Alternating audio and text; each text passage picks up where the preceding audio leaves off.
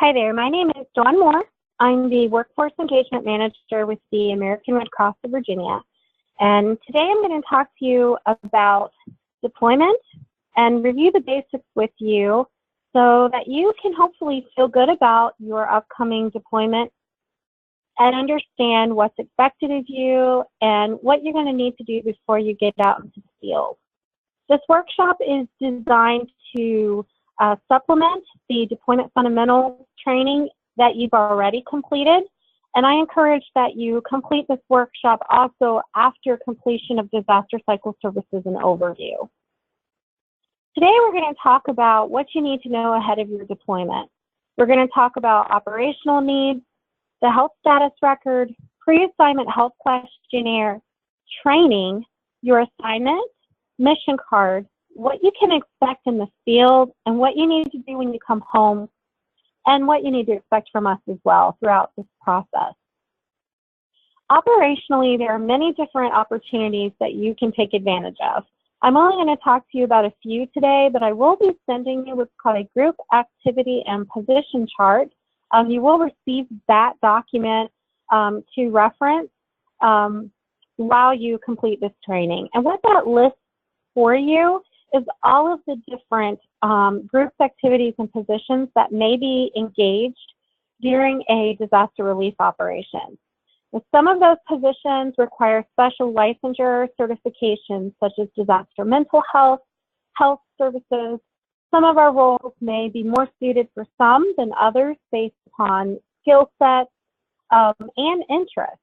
So please know that you're not confined to deploying or to getting involved in just these roles, but mass care will always be one of the primary opportunities for our workforce because these are key priorities of the American Red Cross. We are preparing to meet the sheltering and feeding needs of those displaced within our community, and we need to be able to do so very quickly.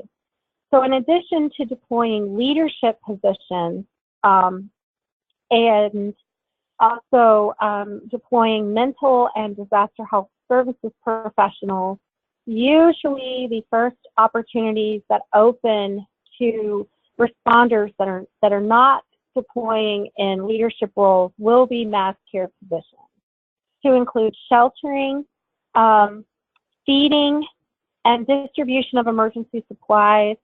Could also include positions such as reunification and drivers, IRF drivers specifically. So within sheltering, if you deploy in this capacity, you're going to be providing safe sleeping accommodations for people displaced by a disaster. And you may be tasked with things, with doing things such as registration, dormitory management, or canteening feeding. Drivers, IRF drivers or ERV, those are our emergency response vehicles. IRF drivers are trained. They've taken specific training to qualify to operate an emergency response vehicle. So we will deploy volunteers who are qualified in that specific specialty, but we may also utilize volunteers otherwise in the field to drive box trucks or to drive other American Red Cross vehicles to help deliver and move supplies. If you work within feeding, you'll be providing feeding to large groups of people, snacks, meals, drinks, and water, and you can do so at a fixed site. You may be stationed at a shelter, or you may be out in the community providing these items and meals through an emergency response vehicle or another vehicle.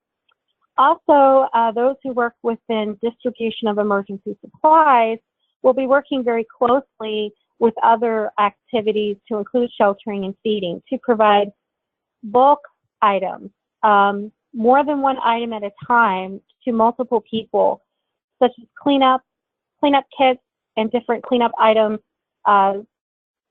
gloves, tarps, flashlights, bug spray, ice, either from a vehicle or at a fixed location. And of course, I've mentioned that deploying health services or mental health services professionals expediently as per operational need. These are also opportunities that are typically plentiful And again, you're not confined to just these roles. I encourage you to take time to read through the group activity position chart and to talk to your disaster workforce engagement team representative if you would like to take advantage of additional opportunities. My name, as I mentioned, was Dawn Moore. I work with a team throughout the full Commonwealth of Virginia, well, the Virginia region specifically. We are in the Virginia region is all of Virginia with the exception of the Eastern Shore and those localities that are northward of Stafford County and are part of the DC metropolitan Northern Virginia area. So those areas are part of another region. So, but we have seven territories within the Virginia region, and we have disaster workforce engagement team members that support those 7 territories. And our job within workforce engagement is to work with new and seasoned volunteers. We're going to be your human resource line within disaster cycle services to support you with the training and whatever you might need to be able to do your job effectively. We're also going to be supporting your ongoing engagement. We deploy our workforce, and we also work on leadership development. So please do ask about other opportunities if interested. And of course, you know, we can give you some ideas and suggestions contingent upon your availability and your personal circumstances as well.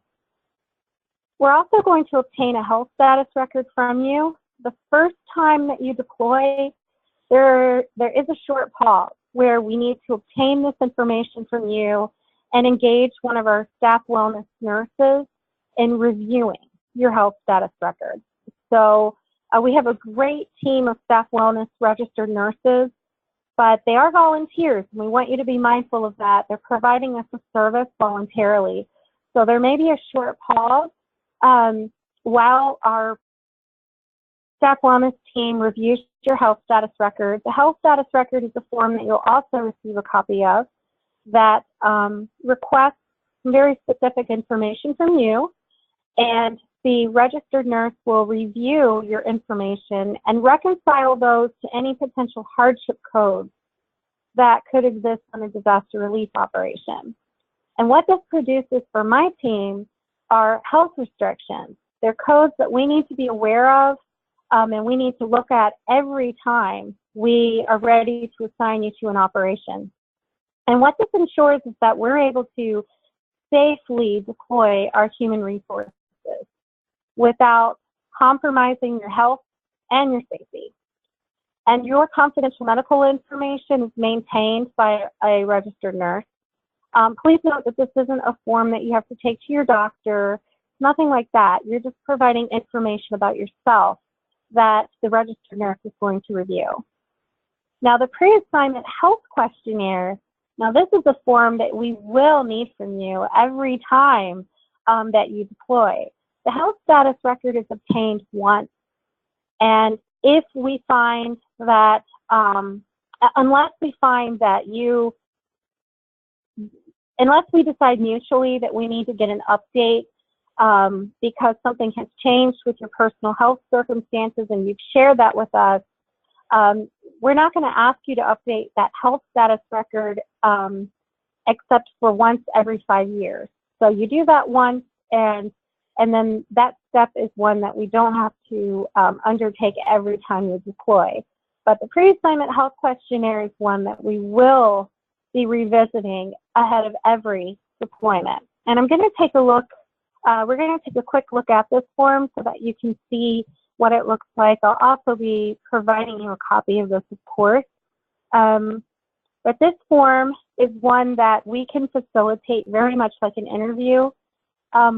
My team will first be spot checking the things that are mentioned in the top 3 questions. Does the member have a current health status record on file? So now you know that we have to check every time that we're considering you for a deployment. Does the member have any medical restrictions on their profile? So we're going to check to see if we have any of those codes on your profile. And then, of course, verify any hardship codes associated with the relief operation. Now, the hardship codes, I'm going to send you, also provide you a list of these because these are lengthy. I won't review all of these in their entirety over the phone or in this presentation. I'm actually talking via phone.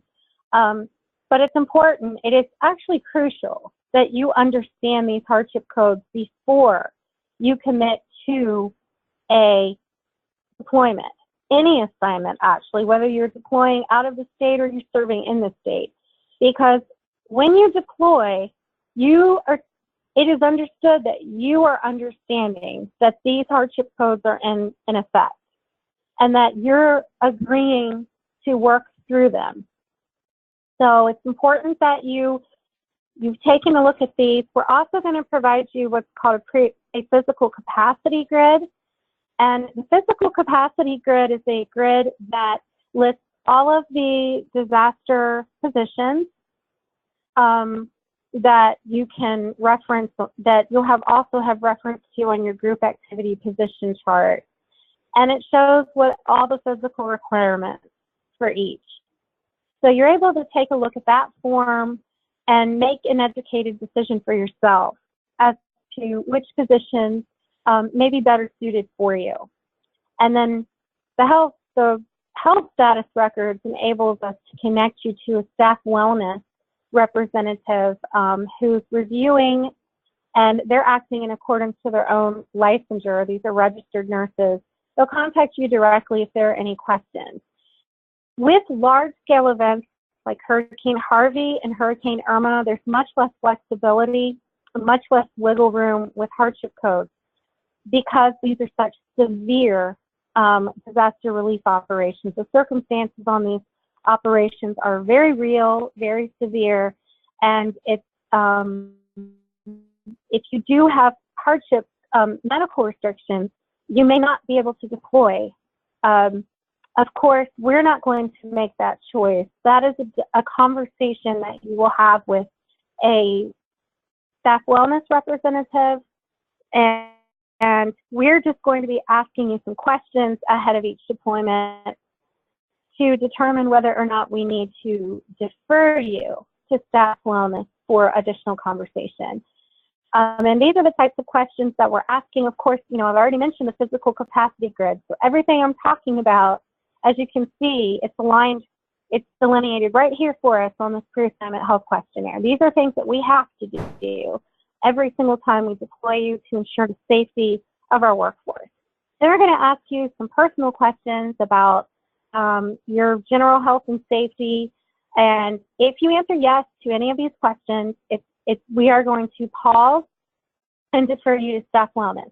If you answer no, and you don't have any hardship codes or medical restrictions that would prohibit you from deploying, then we move forward with the next steps of your deployment, which would be to ensure that you have all the appropriate training for the position, and we can then assign you to whatever role is available, or we assign you to the role that you've selected as available in the deployment system. So jumping back into our presentation, we've talked about the pre-assignment health questionnaire. That is not a form that you necessarily have to complete by hand and send back to us. We typically facilitate this as an interview with you over the phone. And unless you answer yes to any of the questions, then we're documenting that we reviewed that information with you when we assign you to a disaster relief operation. We're also going to ground with you that you've completed the training requirements for your roles. And again, this presentation focuses on mass care because that's the push. That's our current recruitment push. But again, mass care is one group of many that can be engaged on a disaster relief operation. We may be given the ability to deploy you if you're newly affiliated on a condensed training track, so that you can very quickly deploy with just the bare basics, the foundational training for that particular activity. And that's great.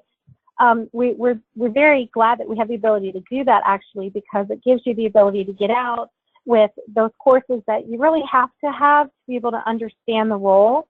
But then if you go out and you deploy and you decide that you don't want to do this anymore, you haven't made a larger training commitment, nor have we invested, that time in getting you through those classes. But if you come home and you decide that you really enjoyed the opportunity and or you want to explore others, then there would be additional training requirements that you would need to complete. And all of these courses, with the exception of a few, are available in EDGE, which is our learning management system. So you can very quickly complete this training and ahead of your deployment. And they're great classes, so I hope you'll enjoy them. I will be providing you with training information after or around the time that you're completing this presentation, so that you know what your next training steps are. And then we're going to assign you to the operation.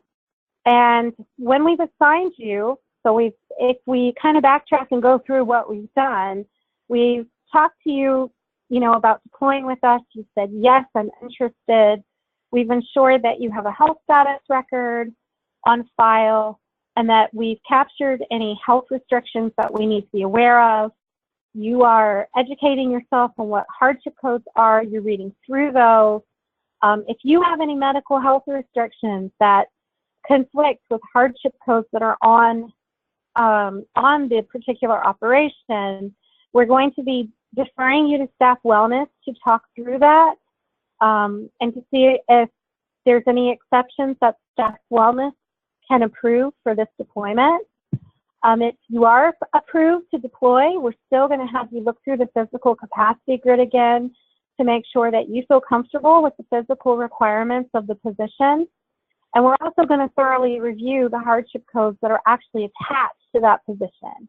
We're going to spot check on your training to make sure that you're up to date or that you've taken courses that you really need to have before you go out into the field.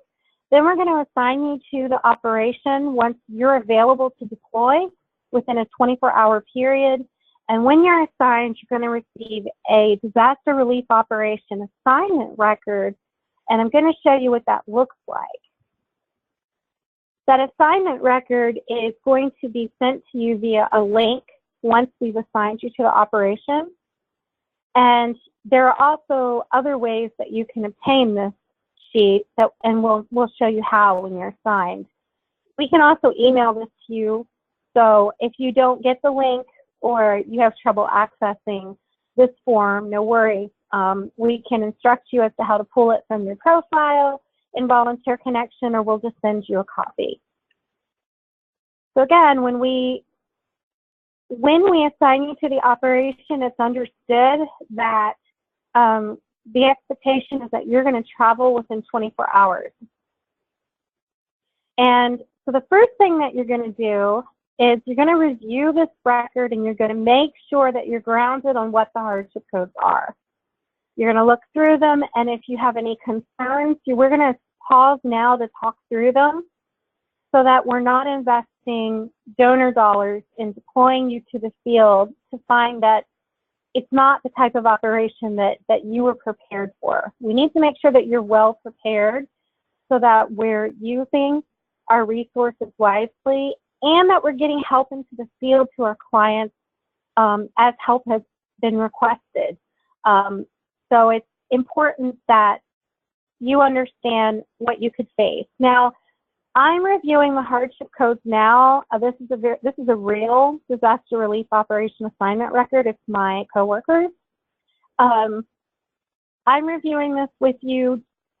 Not every disaster relief operation is going to have this degree of hardship code, but Irma and Harvey, they have this degree of hardship code due to the vastness, just the severity and vast impact of the storm. So the DR number here, this is called a DR number. This is the actual assignment that you have been assigned to. So my coworker has been assigned to DR 2018, and this is Hurricane Irma in South Carolina. And this is the level of the operation. And the DR level is more of a planning trigger for those of us that work in planning. If we know that we're anticipating a level 5 event, that 5 represents the financial commitment that we're likely making, and also the commitment that we're making in regards to human and material resources. So of course, the higher the level, the more, the greater the number of people and the greater the material resources that we're investing in the operation, as well as the more expensive the operation is. Now, the hardship codes here, I will review. Additional information is found on the hardship codes document that you will receive. But just to review these with you, if you're going to deploy to Hurricane Irma or to any other event that happens to have these particular codes, these are the things that you're going to have to be willing to work through and face while you're in the field. Number 1 is water disruption, and this means that you may not have access continuously to running water or clean running water. You may not have hot water. There may be periods of time where the water is unsafe to drink or unsafe to use. So how do you work through that, and how do you prepare for that? Well, you have to be very flexible, for one. You're going to have to be okay deploying under these conditions and going days without a shower, or, you know, making do with what you have. If it means going to the hotel pool and using buckets of water to flush your toilet, that's the reality. That's what our volunteers are experiencing right now in the field. If you're comfortable, you're going to have to be ready to use a bottle of water to brush your teeth or to bathe with. You may want to pack with you wipes or some other creature comforts that might make you feel cleaner if you're in a situation to where you don't have regular access to showers. And of course, we strive to provide you with what you need. Sometimes though, with events that are this large, we are limited as to options. Power outages. Power outages, you've got widespread power outages that are impacting the community, and you may be impacted too. You may not have access to an electrical outlet or to consistent electricity to charge your cell phone or to charge your computer.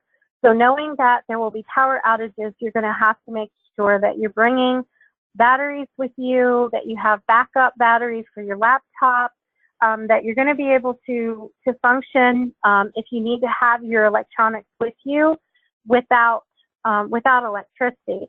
For those that rely on equipment from a health perspective that requires electricity, you may not be able to deploy because we can't guarantee you unencumbered access to the electricity that you would need to run your device. Limited food availability, that's C3. The American Red Cross strives to provide for the needs of our clients and our disaster workforce, and to meet specific dietary needs. And that can also extend to cultural dietary needs as well. However, if we are impacted by a disaster and certain aspects of infrastructure have been compromised, we may not have access to special menus. We may not have access to specific vendors. And so you may be discouraged from deploying if you would need to rely on a specific menu to align with whatever dietary restrictions or considerations that are important for your health and well-being. You also need to be prepared for extreme heat and humidity. It's going to be hot. You want to make sure you're dressing appropriately, that you're dressing safe. It's okay, but Red Cross is a business casual organization. We want you, when you're in the field, to be as comfortable as you can be. whether that's jeans and a t-shirt, as long as you're not wearing anything that is you're not a walking billboard for a company or an ideal or something like that. As long as you're dressing comfortably and you're not endorsing anything through your clothing, you're fine. And when we can, we'll be provided vests and things that will clearly identify you as a Red Cross worker. But just make sure that you're dressing for the season, that you're prepared for humidity, that you're able to comfortably work in hot or humid environments. Be prepared for housing shortages. When you need to be prepared to share living space with larger groups of people than you may be accustomed to, it's probable that you'll be staying in a staff shelter, at least during parts, if not all of your deployment. And so that means you'll be sleeping on a cot. You're not going to have your own private room. If you are staying in a hotel or a motel, you will have a roommate, and you need to be prepared for that. Also, be prepared that working conditions are apt to be compromised due to the impact of this disaster. So you may be working in conditions that you're not accustomed to. We may be working in tents. We may be working with generators and without air conditioner. We may be working in facilities that require us to do more physical work or to move more than we typically would. Maybe we have to walk long distances because of the disruption. Because of those disruptions, it may take you longer to do things because you may not have access to a printer or access to a fax machine or access to certain things that would make working within a specific facility much easier. And also, you need to be prepared to work very long shifts. Usually you would work 10 to 12 hours per day. So be prepared to be tired and be prepared to work through that. Also, limited healthcare access. We go through the pre-assignment health questionnaire with you because it's important that you understand, it's important that we understand if there could be any factors that that could negatively impact you in the field. An example, if it's a rural area or if it's, we could be faced with inaccessibility issues to where you don't have easy access to health care that you might have. And that doesn't mean that we're not going to contact first responders or that you would not be encouraged to utilize healthcare facilities if needed. But you do need to be aware of the fact that you could have limited access to them, contingent upon the circumstances in the field. So please talk through any concerns that you have with staff wellness before you deploy. Extreme emotional experience.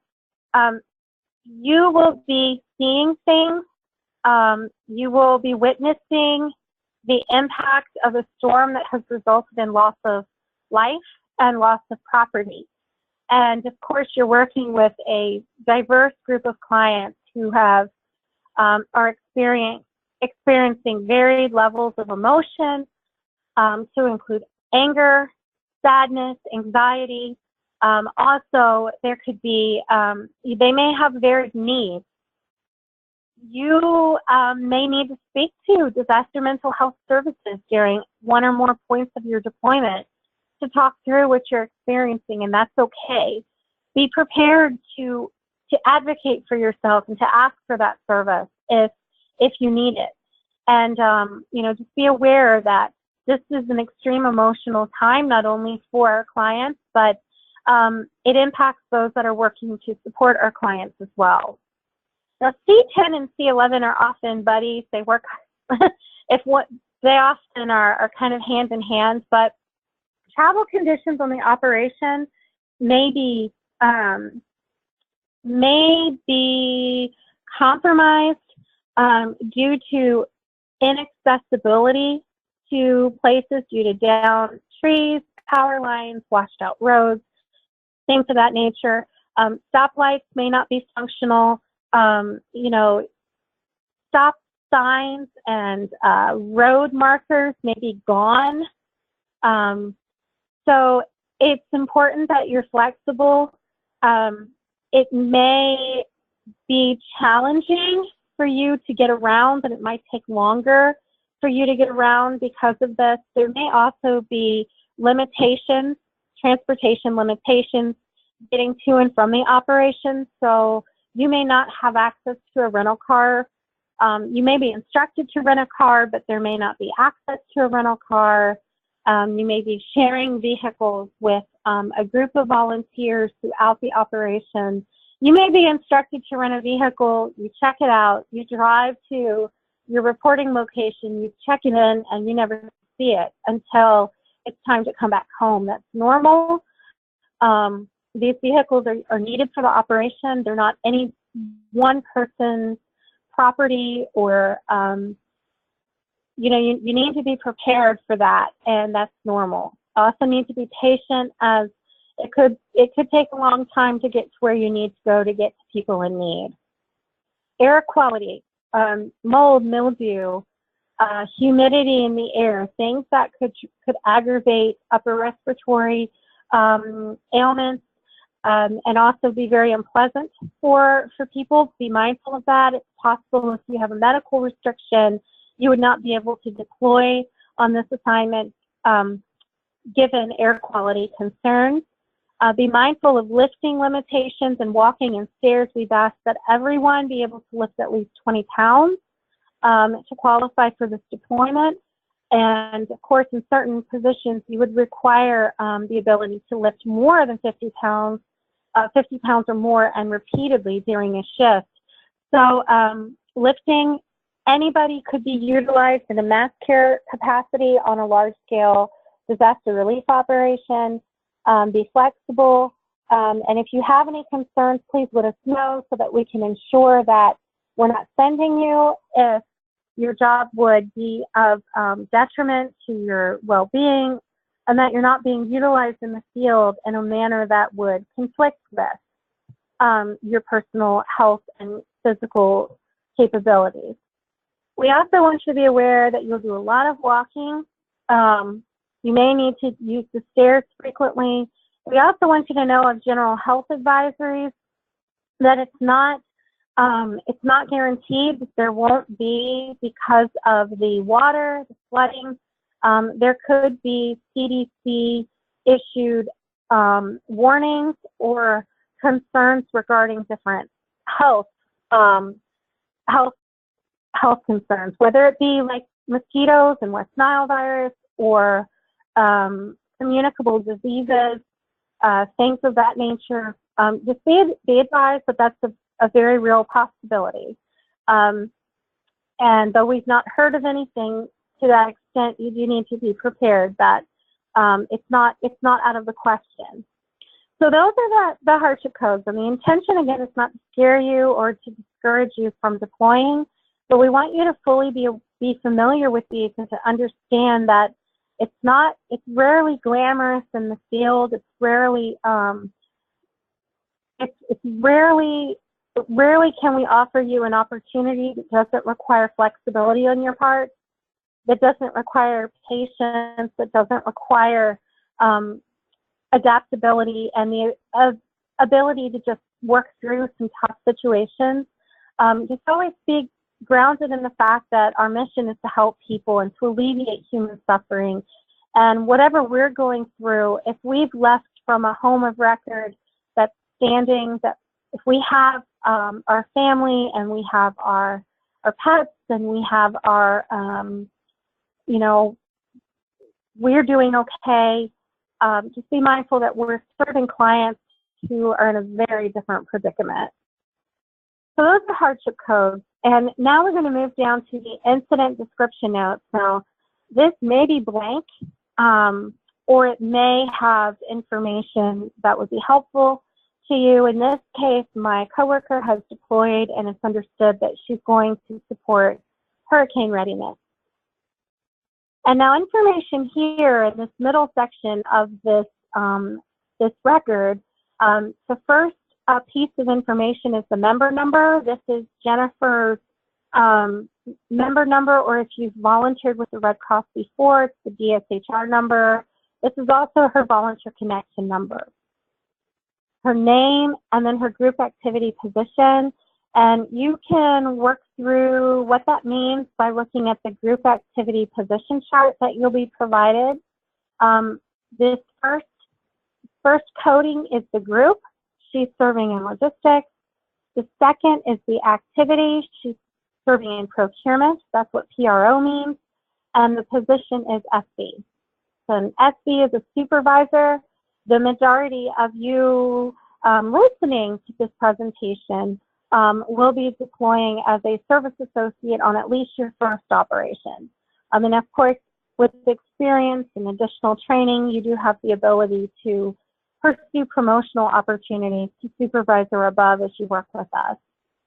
Transportation, this is the manner by which she is being transported to the operation, and REN is rental.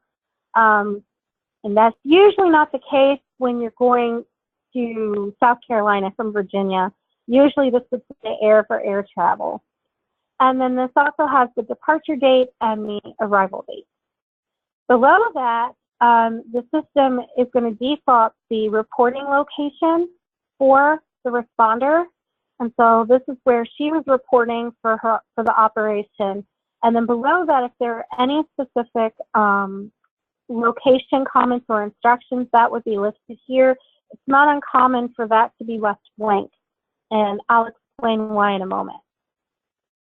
The remaining part of this form can be used as a bit of a checklist for you, because once you've understood the hardship codes and you're still comfortable with the deployment, I hope you will be, you're going to call Carlson Wagonlit Travel to arrange for your flight. So you call this number that's listed here. They only book one-way tickets, so you're going to book your flight out, and when you come home, you're going to have to book another flight home. All air travel has to be arranged. You must use Carlson Wagonlit Travel. There's no exceptions, and we will not reimburse you for out-of-pocket air travel expenses if you book yourself. You book your own flight through other means. Now, you will receive arrival instructions through your email and a voice call to your mobile phone through what's called the DRIS, or the Disaster Response Information System. If you are unable to obtain the information needed, you're going to call another phone number that I will talk to you about in a moment. But this is it's a pretty neat service. The day of your deployment, if not earlier, you will receive arrival and reporting information. And that comes to you again electronically, either through your email or as a message to your phone. So it's important that we have up-to-date contact information for you. And it's going to give you, what instructions as to what you need to do when you arrive. Now, if you don't get that message, or you are faced with any type of travel emergencies while you're going to and from the relief operation, you would call the Staff Deployment Center phone number, which is the toll-free number here, and they would work to connect you with staff services in the field for that information.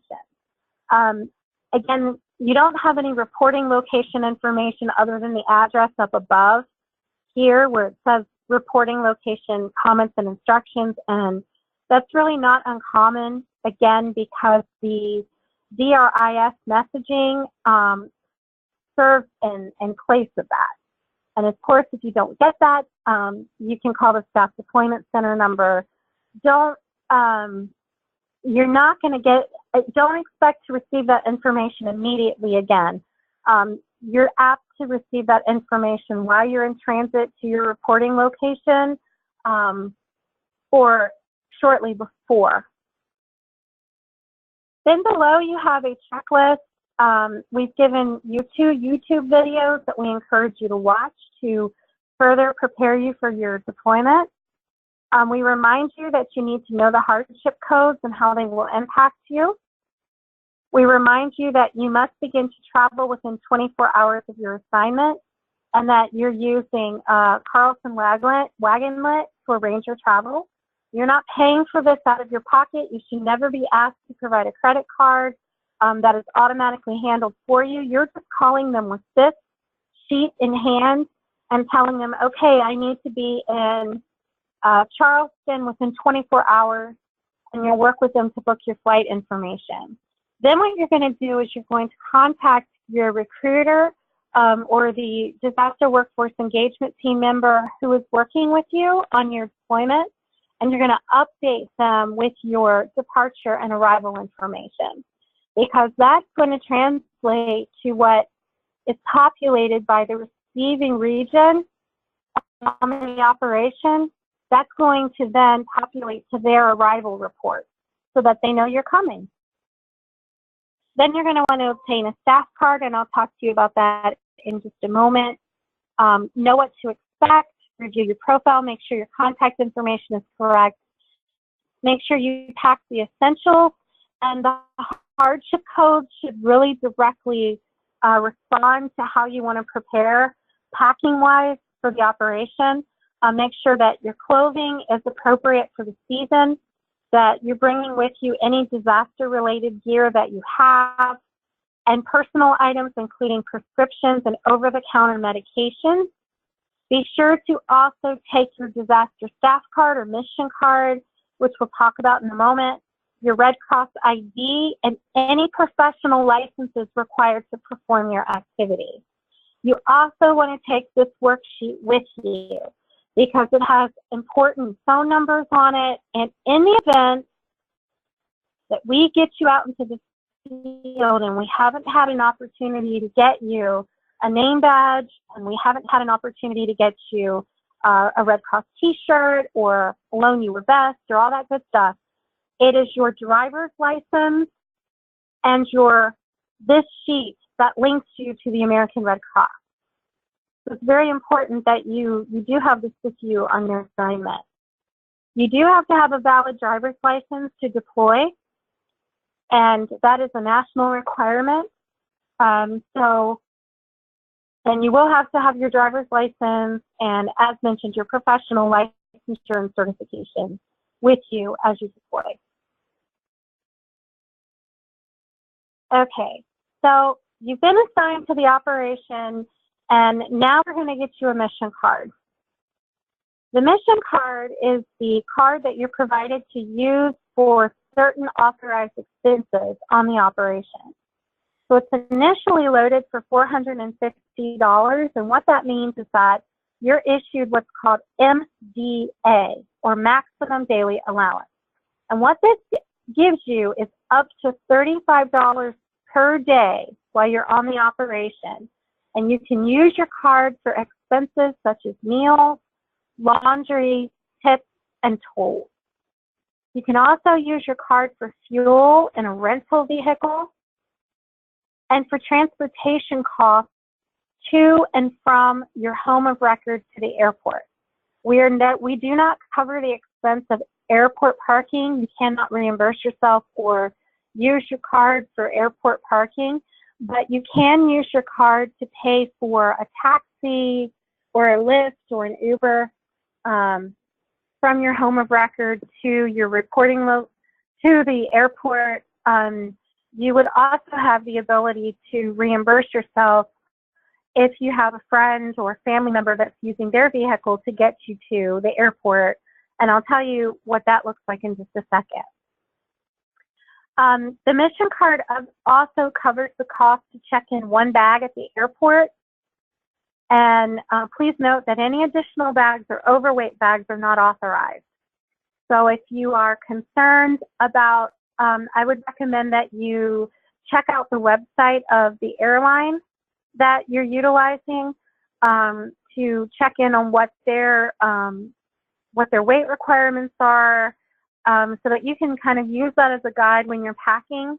You would, of course, you would be more than welcome to take more than one bag, but you would have to be ready to absorb any expense yourself for that which exceeds that one standard bag and at standard weight. You're also able to reimburse yourself for up to $50 for emergency supplies purchased in the field. And the majority of you, you should not even be faced with this situation in the field, because the majority of our service associate level responders are not tasked with the responsibility of purchasing emergency supplies. And we are only authorized to reimburse you for up to $50 for them. So it's very important that if you are asked to use your mission card for operational expenses, that you're asking questions, because you are responsible for the funding on your card. And you need to make sure that your supervisor understands that you can only use up to $50. And this is something that we educate everyone on before they deploy. So it should not be a surprise to anyone. But still, there's times when people are in a pinch on the operation and they're looking to explore other ways to make things happen. Just know that you should really not be asked to purchase any type of supplies for the operation on your personal mission card. If you are, you want to make sure that you keep receipts. And please know that only $50 is authorized. So if you're looking at expenses that would exceed $50, you need to say no, and it's okay to say no, because you would have to absorb and eat that cost yourself, and that's not fair. Now, I want to reiterate and emphasize to you that this should not happen while you're in the field, because those that are in mass care or logistics positions, it's mass care primarily, actually, but those who are in the positions that would be responsible for actually purchasing supplies, they should be sent with their own mission card for that purpose. So please keep that in mind. We just don't want you to be faced with a situation where you're not able to be reimbursed for those types of expenses, and we want you to be aware up front as to what the expectations are regarding those expenses. You would also be able to reimburse yourself for up to $30 for personal cell phone use, and that's designed to augment any data limit overages that you've had. You can, we will give you up to $30 to help with that. And also, you can reimburse yourself for up to 14 cents per mile for travel to and from the airport or drop-off location. And this is if you have a friend or a family member who's driven you to the airport, you're able to reimburse yourself for up to 14 cents per mile, and that's at the IRS rate. So in order to reimburse yourself, you can use the card as a debit or credit card, and you can withdraw cash from it. You can only withdraw up to $100 per day in cash, and you do need to keep receipts. So if you're withdrawing cash, you need to be mindful that if you need, once you withdraw that initial $100, if you're repeatedly drawing more funding, you need to keep your receipts so that we're able to account for your expenses. I recommend that all deploying responders keep all receipts, and you will be required to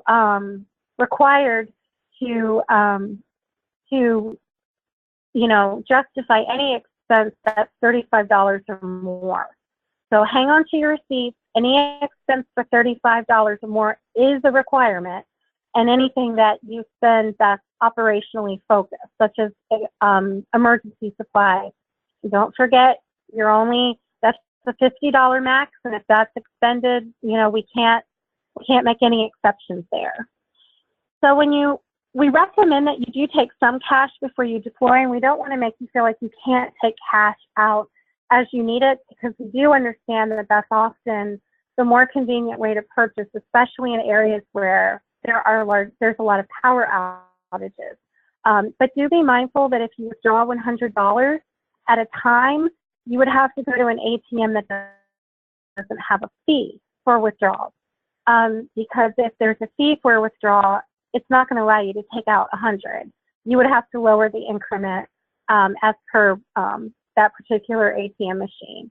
You can take out $300 max for the life of the card per day, for the life of the card, and it's $100 max per day. You will receive cardholder instructions, which will provide additional information for you. There is a link, one or two links actually, that will that you can click to connect you to information on ATM machines that are fee-free. The fee itself is an authorized expense. It's okay to use an ATM that has a fee if that's what's available to you. The only stipulation is that it could impact your ability to take out up to $100 at a time. So any unused funds should be returned to the Red Cross. You are authorized for MDA, which means that you're given up to $35 per day to use for the authorized expenses as defined. But what you don't use remains property of the American Red Cross.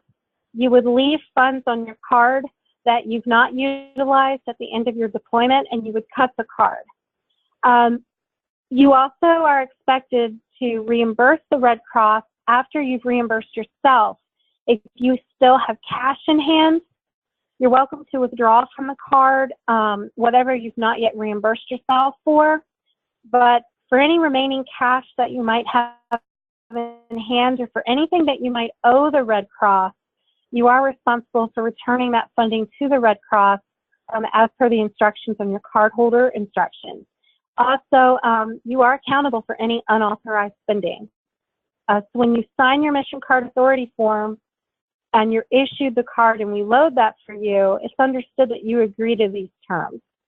Your Mission Card is going to come in a closed envelope, and the card, when you open the envelope, is attached to instructions.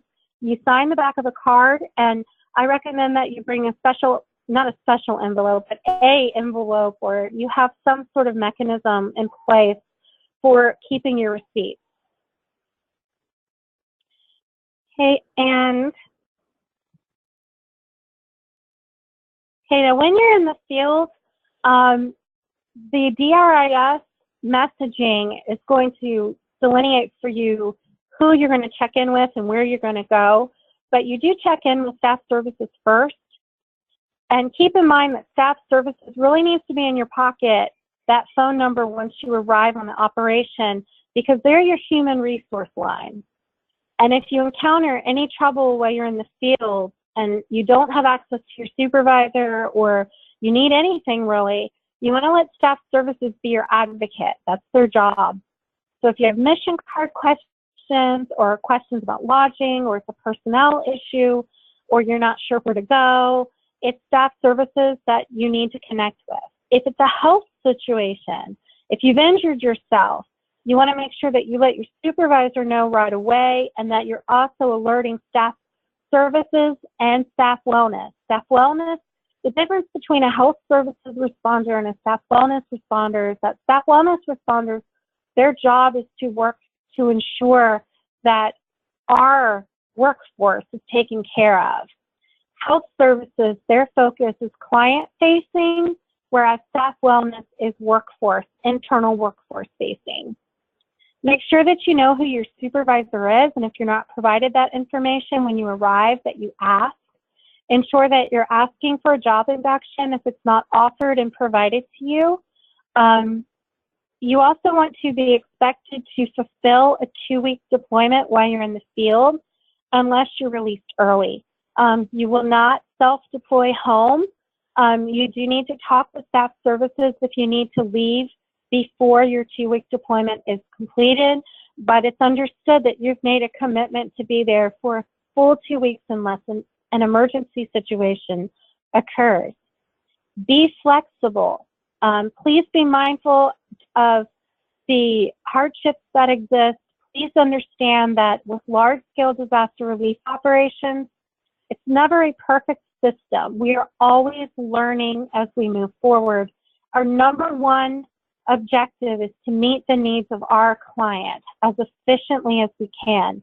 So please remember our mission at all times, and remember why we're there in the field.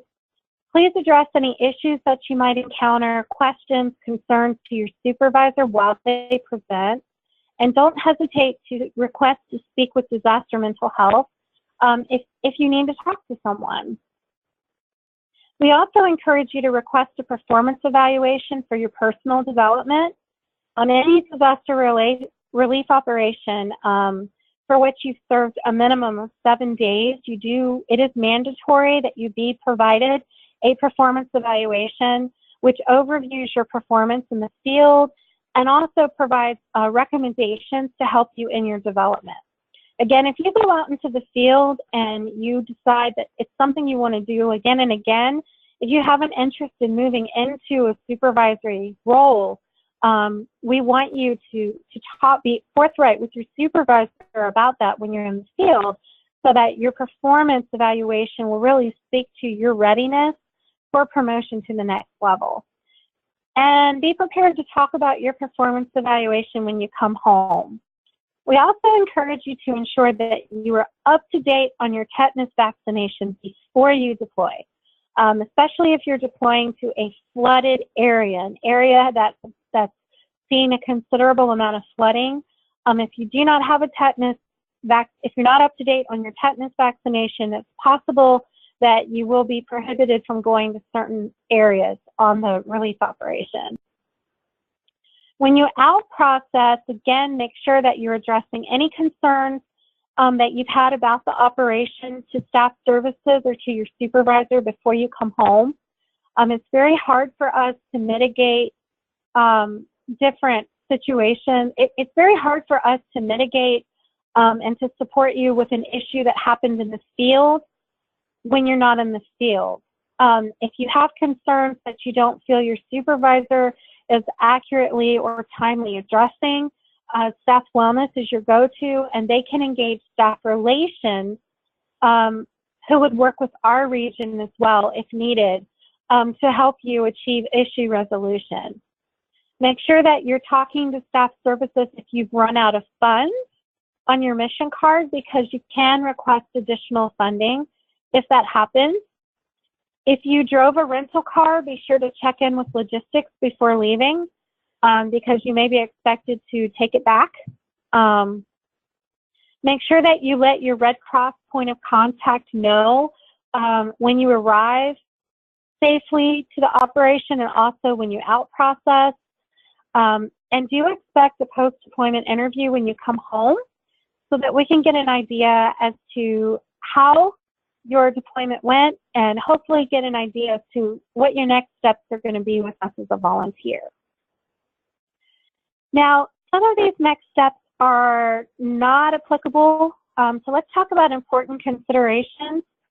Please know that we cannot guarantee deployment opportunities and that we are usually working with a very large number of new and seasoned workforce members when a very large disaster relief operation presents.